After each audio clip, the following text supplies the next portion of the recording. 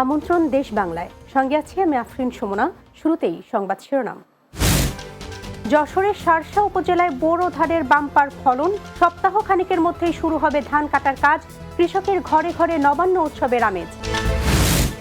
এবং বরিশালের বানারীপাড়ার সন্ধ্যা নদীতে অবৈধ বালু উত্তোলনের কারণে ভাঙনের আতঙ্কে ৩ গ্রামের ৫ শতাধিক পরিবার, দ্রুত ব্যবস্থা নেওয়ার দাবি স্থানীয়দের।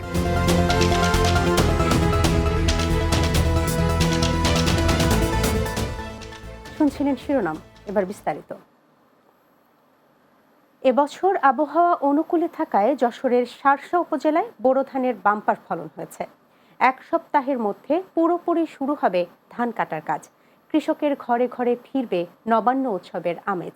বেনাপোল প্রতিনিধি আরিফুল ইসলামের পাঠানো প্রতিবেদন, জানাচ্ছেন সুরাইয়া সীমা। যশোরের শার্শা উপজেলায় মাঠে মাঠে এখন ধান পাকা সোনালী রং। এ মৌসুমে ধানের বাম্পার ফলন দেখে কৃষকের মুখে ফুটে উঠেছে নবান্নের হাসি। এক সপ্তাহের মধ্যে শুরু হবে ধান কাটা। এরপর ২-৩ দিন রোদে শুকিয়ে ধানের আটি বেঁধে বাড়িতে আনা হয়। প্রতি বিঘায় ৩০ মণ করে ধান পাওয়ার আশা করছেন কৃষক। বিঘা প্রতি ১৮ থেকে ২০,০০০ টাকার অধিক খরচ হয়ে যায়। তাতে ধানের যে দাম, এতে আমাদের লস হবে। আকাশের অবস্থা ভালো আছে, যদি এইভাবে থাকে তাহলে ধান সুষ্ঠুভাবে যদি আমরা গুছাতে পারি কিছুটা লাভ হবে। এবছর আবহাওয়া অনুকূলে থাকায় ফসল উৎপাদন ভালো হয়েছে। ৮০% ধান পেকে গেলে ফসল কাটার পরামর্শ কৃষি বিভাগের। বর্তমান আবহাওয়ায় বোরো ধানের বেশ ভালো ফলন হয়েছে এবং বর্তমানে ধান কর্তনও চলমান রয়েছে এবং বর্তমান বাজার মূল্যে কৃষক সন্তুষ্ট। চলতি মৌসুমে যশোরের শার্শা উপজেলায় ২৩,৭১১ হেক্টর জমিতে বোরো ধান রোপণের লক্ষ্যমাত্রা নির্ধারণ করা হয়েছে। Desk report, Bangla TV. হবিগঞ্জে পুরো দমে শুরু হয়েছে বোরো ধান কাটার উৎসব। তবে ধানের দাম কম হওয়ায় হতাশ কৃষকরা। চলতি মৌসুমে হবিগঞ্জে বোরো ধানের বাম্পার ফলন হয়েছে। জেলা কৃষি বিভাগের তথ্য মতে ১৪টি হাওরে ১,২৩,৭০০ হেক্টর জমিতে বোরো ধানের চাষাবাদ হয়েছে, যেখান থেকে চাল উৎপাদন হবে ৫,২৬,৩৩৩ মেট্রিক টন, যার বাজার মূল্য প্রায় ৩,১০০ কোটি টাকা। বরিশালের বানারীপাড়ার সন্ধ্যা নদীতে অবৈধ বালু উত্তোলনের কারণে ভাঙনের আতঙ্কে ৩ গ্রামের ৫ শতাধিক পরিবার। এ বিষয়ে প্রশাসনের কাছে দ্রুত সময়ের মধ্যে ব্যবস্থা নেওয়ার দাবি স্থানীয়দের। অবৈধ বালু উত্তোলনের খবরে অভিযান চালিয়ে একাধিকবার জরিমানা করা হয়েছে বলে জানান উপজেলা নির্বাহী কর্মকর্তা। Barisal bureau incharge FM Nazmul রিপনের প্রতিবেদন, জানাচ্ছেন অর্ণব নাসির। বরিশালের বানারীপাড়া উপজেলার শলিয়াবাগপুর ইউনিয়নের গোয়ালবাড়ি ও ধারালিয়া এবং ৪ নম্বর চাখার ইউনিয়নের চাউলাকাঠি গ্রাম। সন্ধ্যা নদীতে অব্যাহত ভাঙনের কবলে এই এলাকার ৫ শতাধিক পরিবার। তারা জানান, রাতের আধারে একাধিক মহল নদীতে অবৈধ ড্রেজার দিয়ে বিভিন্ন পয়েন্টে বালু উত্তোলন করায় ভেঙে যাচ্ছে নদীর পার।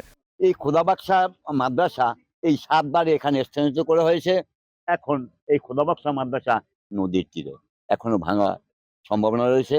সরকারের কাছে আমাদের আবেদন, যাতে করে এখানে অবৈধ বালি উত্তোলন বন্ধ করা হোক। ভাঙনে বিলীন হচ্ছে ফসলি জমি, বসতভিটা, ঝুঁকিতে শিক্ষা প্রতিষ্ঠান সহ বিভিন্ন স্থাপনা। ভাঙনের হাত থেকে রক্ষার প্রতিবাদে নদীর পাড়ে মানববন্ধন ও বিক্ষোভ মিছিল করেছে এলাকাবাসী। এলাকার জনসাধারণ এই নদী ভাঙনের ফলে মানবতার জীবনযাপন করছে। কেউ রাঙ্গিরায়, কেউ আত্মীয়স্বজনের বাড়ি, কেউ বিভিন্ন জায়গায় গিয়ে, কেউ গুচ্ছ গ্রামে, কেউ আদর্শ গ্রামে গিয়ে বসবাস করছে। আমরা অনেক আতঙ্কের ভিতর ক্লাস করি, আমাদের অনেক ভয় করে যখন বন্যা বৃষ্টি হয়, তখন মাদ্রাসা কোন সময় ভেঙে যায়।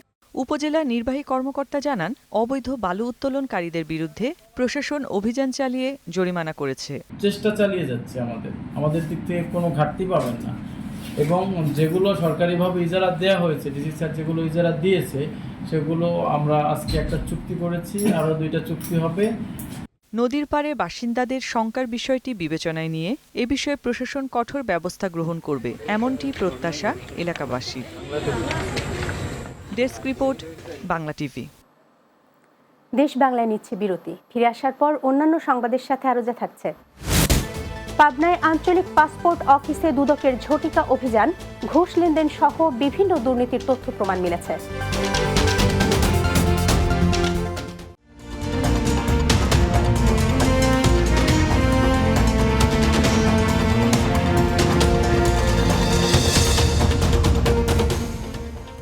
পর দেশ বাংলায় স্বাগত আরও একবার। পাবনায় আঞ্চলিক পাসপোর্ট অফিসে অভিযান চালিয়েছে দুর্নীতি দমন কমিশন সমন্বিত পাবনা জেলা কার্যালয়। অভিযানে ঘুষ লেনদেনের বিশেষ সিলের সংকেতের মাধ্যমে অতিরিক্ত টাকা নিয়ে পাসপোর্ট করে দেয়া সহ বিকাশে টাকা লেনদেন সহ বেশ কিছু গুরুত্বপূর্ণ কাগজপত্র ও তথ্য প্রমাণ পেয়েছে দুদক। বৃহস্পতিবার দিনব্যাপী এ অভিযান চলে। পাসপোর্ট অফিসে দালালদের দৌরাত্ম্য ও সেবাগ্রহীতাদের নানা বিড়ম্বনার চিত্র তুলে ধরে বিভিন্ন গণমাধ্যম। এর প্রেক্ষিতে দুর্নীতি দমন কমিশন সমন্বিত জেলা কার্যালয়ের সহকারী পরিচালক সাধন চন্দ্র সূত্রধরের নেতৃত্বে একটি টিম এই অভিযান পরিচালনা করেন।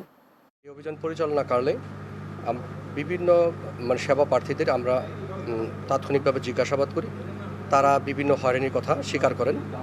তারা একটা আবেদন করলে সেই আবেদনে যদি দালালের মাধ্যমে করে তাহলে অল্প সময়ের মধ্যে হয়ে যায়, আর দালালের মাধ্যমে না করলে তাহলে তাদের ভোগান্তি পোহাইতে হয়। এখানে আরেকটা জিনিস যেটা সবচেয়ে পেলাম, তারা বিকাশের মাধ্যমে লেনদেন করে। নড়াইল সদর উপজেলার চণ্ডীবরপুর ইউনিয়নের বাধাল গ্রামে অবৈধভাবে কাঠ পুড়িয়ে কয়লা তৈরির আস্তানা গুঁড়িয়ে দিয়েছে যৌথ বাহিনী। এ সময় একজনকে গ্রেপ্তার করা হয়। নড়াইল জেলা যৌথ বাহিনীর একটি দল ওই বাধাল গ্রামে অভিযান চালিয়ে শিবু খন্দকারের অবৈধ কয়লার ভাটা গুঁড়িয়ে দেয়। অভিযানের খবর পেয়ে ভাটা মালিক শিবু খন্দকার গা ঢাকা দিলেও যৌথ বাহিনী তার ছেলে জাহাঙ্গীর আলমকে গ্রেপ্তার করে। অভিযানের নেতৃত্ব দেন জেলা ম্যাজিস্ট্রেট সঞ্জয় বিশ্বাস। এ সময় সেনাবাহিনীর senior warrant officer Saiful Islam ছাড়াও পুলিশ সদস্যরা উপস্থিত ছিলেন। পঞ্চগড়ে বিএনপির রাষ্ট্র কাঠামো মেরামতের ৩১ দফা ও জনসম্পৃক্তি প্রশিক্ষণ কর্মশালা অনুষ্ঠিত হয়েছে। পঞ্চগড়ের পৌরসভা চত্বরে দিনব্যাপী কর্মশালা অনুষ্ঠিত হয়। এ সময় বিএনপির ভারপ্রাপ্ত চেয়ারম্যান তারেক রহমানের বিভিন্ন দিক নির্দেশনা ও রাষ্ট্র কাঠামো মেরামতের ৩১ দফা উদযাপন করা হয়। অনুষ্ঠানে দলটির বিভিন্ন পর্যায়ের নেতাকর্মীরা উপস্থিত ছিলেন।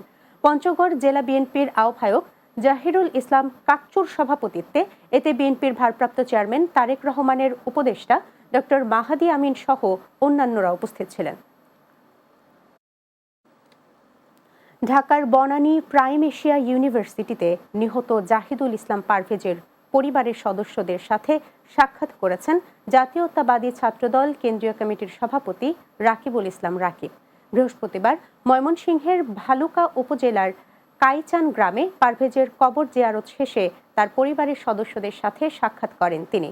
এ সময় কেন্দ্রীয় স্বেচ্ছাসেবক দলের সদস্য মুস্তাফিজুর রহমান মামুন, জেলা ছাত্র দলের সভাপতি মাহবুবুর রহমান রানা, সাধারণ সম্পাদক আবু দাউদ রায়হান সহ বিভিন্ন পর্যায়ের নেতাকর্মীরা উপস্থিত ছিলেন। এর আগে উপজেলা ও পৌর ছাত্রদলের নেতৃবৃন্দ ঢাকা ময়মনসিংহ মহাসড়কে পারভেজ হত্যাকারীদের শাস্তির দাবিতে বিক্ষোভ মিছিল করেন।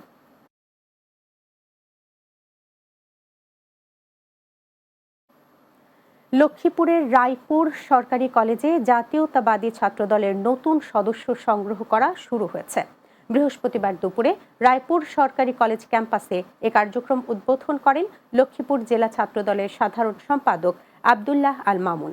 এ সময় ছাত্রদলের সদস্য ফর্ম সংগ্রহে শিক্ষার্থীদের ভিড় দেখা যায়। শিক্ষা প্রতিষ্ঠানে ক্লিন ইমেজের ছাত্র রাজনীতি গড়ে তুলতে নানা কর্মসূচি বাস্তবায়ন করছে রায়পুর ছাত্রদল। এ সময় উপস্থিত ছিলেন জেলা ছাত্রদলের প্রচার সম্পাদক মোহাম্মদ জামাল হোসেন, উপজেলা ছাত্রদলের আহ্বায়ক মাহফুজুর রহমান হৃদয় সহ অন্যরা।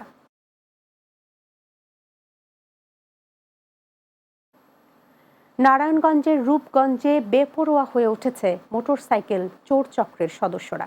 বৃহস্পতিবার দুপুরে রূপগঞ্জ উপজেলা পরিষদ ভবনের সামনে থেকে ভোলাবো ইউপির ৬ নম্বর ওয়ার্ড সদস্য মোহাম্মদ বাদশাহ মোল্লার মোটরসাইকেল ও উপজেলা নির্বাচন কর্মকর্তার কার্যালয়ের সামনে থেকে সংবাদকর্মী শরীফ হোসেনের মোটরসাইকেল সহ 2টি মোটরসাইকেল চুরি করে নিয়ে গেছে চোর চক্র।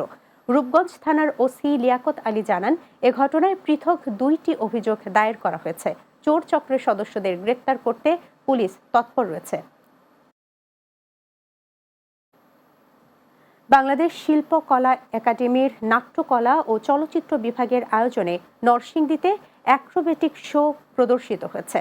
নরসিংদী জেলা শিল্পকলা একাডেমির ব্যবস্থাপনায় একাডেমির হল রুমে এটি প্রদর্শিত হয়। এ সময় অতিরিক্ত জেলা প্রশাসক আবু তাহের মোহাম্মদ শামসুজ্জামান, জেলা কালচারাল কর্মকর্তা রুনা লায়লা সহ শিল্পকলা একাডেমির শিক্ষক, শিক্ষার্থী ও অভিভাবকরা উপস্থিত ছিলেন।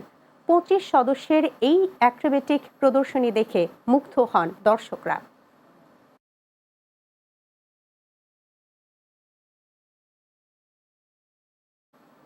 শেষ করছি দেশ বাংলা। যাবার আগে সংবাদ শিরোনামগুলো জানিয়ে দিচ্ছি আরও একবার। যশোরের শার্শা উপজেলায় বোরো ধানের বাম্পার ফলন, সপ্তাহ খানিকের মধ্যেই শুরু হবে ধান কাটার কাজ, কৃষকের ঘরে ঘরে নবান্ন উৎসবের আমেজ। বরিশালের বানারীপাড়ার সন্ধ্যা নদীতে অবৈধ বালু উত্তোলনের কারণে ভাঙনের আতঙ্কে 3 গ্রামের 5 শতাধিক পরিবার, দ্রুত ব্যবস্থা নেওয়ার দাবি স্থানীয়দের। এবং পাবনায় আঞ্চলিক পাসপোর্ট অফিসে দুদকের ঝটিকা অভিযান, ঘুষ লেনদেন সহ বিভিন্ন দুর্নীতির তথ্য প্রমাণ মিলেছে।